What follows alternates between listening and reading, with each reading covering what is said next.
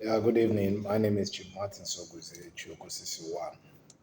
Um, I want to appreciate you, all of you, according to your time zone. My regards and greetings. Good evening, good morning, good afternoon, wherever you are watching me from. From TikTok to Facebook to YouTube, you're all welcome. And I want to say here that in no small way, our narrative will prepare you and make you a better person as you go on in this life. This life is so dynamic in a form that whenever we look at ourselves, we can value and put a valuation to ourselves and start to think about what and what that we have or what and what that we don't have. For example, if I have an option to make ends meet, and that option is too fatal for me, that option is too, you know, very, very fatal. And I know that if I take this option, it's going to hurt me greatly. Why would I take that option? I would rather stay put and wait for a right time. I'd rather stay put and find option B or plan B in order to move on instead of me to go on in this particular rendition and narrative and make another form of an option. You cannot make an option where there is no option within yourself. You can only make an option when you have another plan, either plan B or plan C. And when you look at it, it gives you a narrative to yourself. You start to understand why and the good things about your existence in life. Now, I want to say something here before we start. We like to appreciate God, give Him the grace, and continue to appreciate Him in every small means and small ways where we are going from. Today, I want to talk briefly about John 10:10. It's a narrative I love so much about God, about the scriptures. And I have taken my time to study them. I also taken my time to see how it comes, how it affects our perspective about life, how it affects us as a person, how it affects us as an individual who has a lot of narrative to give. Either we have that narrative inside us or we have that narrative outside us, and it gives us a whole lot of things to meet up in life. Number one, um, in John 10:10, Jesus Christ mentioned that the thief come steal and destroy and kill, you know. But he himself came to give life, you know, give life a fruitful life to all, and, you know, also to his own sheep.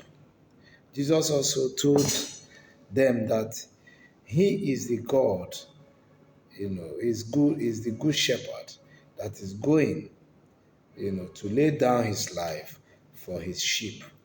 And that his sheep, knows his voice and follow him. And Jesus also make mention that he has authority to lay down his life and take it up again, and that no one could actually kill him without his permission. Why some people actually thought he was crazy. Now, I want you to look at that rendition. Jesus Christ, in his own perspective, was talking about in parables. You know, you are his sheep. He is the one that will come to this life and die for us. And when he was saying this, people thought he was very crazy. And that is why I said that we should also try as much as we can to understand the ways of God. When we understand the scriptures and know that most of the parables written, it makes us or want to allow us to read the Bible, study the scriptures, and understand how it works. Because if he doesn't understand how it works, we have a problem. We can't really not understand that scriptures. And discernment of that scriptures makes it more viable for me and you to become a better Christian. To become having a good narrative of the Bible. Look at what John 10:10 is saying. And that's a narrative some of us have misunderstood.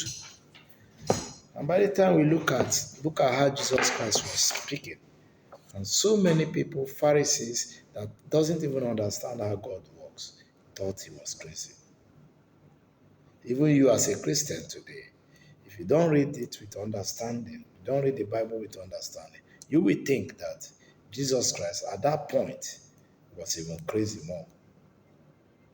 So, in this aspect, let us understand that we are the sheep. We are the sheep. And Jesus Christ himself is a good shepherd. And we will understand his voice and we will also follow him. I pray the little narrative you heard about this will bring you more understanding and access to the knowledge and wisdom of God. And with that, I believe that God his own way will stage you in a good format in life so that you can move on to prepare things to your life as it goes beyond our own perspective and beyond our reading and narrative. I also look at a lot of things. Marriage. So many of us jump into marriage, and so many of us does not understand what marriage is all about. Some of us get married out of prejudices. Some of us also get married because we want to get married. Some of us get married by proxy. Some of us get married because my friend or my uncle or my brother who is older than me or who I am older than is getting married. So I need to get married. But we don't understand how this marriage is all about. But we will try as much as possible to try and focus and get understanding, which is beyond human perspective about marriage. Number one I have put here is that happy is the man who finds a true friend, and far happier is he who finds the friend in his wife. When you find a friend in your wife, you'll find out that things go on well when you get married. Because it's always good when you marry a friend, your friend. If you don't marry your friend, you also will live in a bitter form. Number two here I said, it is not lack of love, but lack of friendship that makes unhappy marriage. Because even if you love that person and you don't have communication, you have communication gap, you don't have good friendship, you cannot communicate with yourself, the marriage remains unhappy. And we all have to see it in that form. Number three, marriage is not all about age. It is about finding the right person. Yes, I can get married today and I don't find the right person. I will never be happy in that marriage. I will never. It can never occur to me to be happy because he's a friend, he's not somebody I appreciate. I don't like whatever he does, she does, and I keep on living by that. So for you to get a good marriage, it is all about finding the right person. When you find the right person, you will know because you are going to live, a cordial relationship with that marriage, with that wife you have found. Lastly, I have here, no man is truly married until he understands every word of his wife. You will also understand the words of your wife when you truly married. That means every sign he gave you, she gave you, gives you a rendition to your life. Don't also forget that communication is the key to marriage. Communication is the key to relationship. When you have and know how to communicate well, your marriage will be as smooth as ever.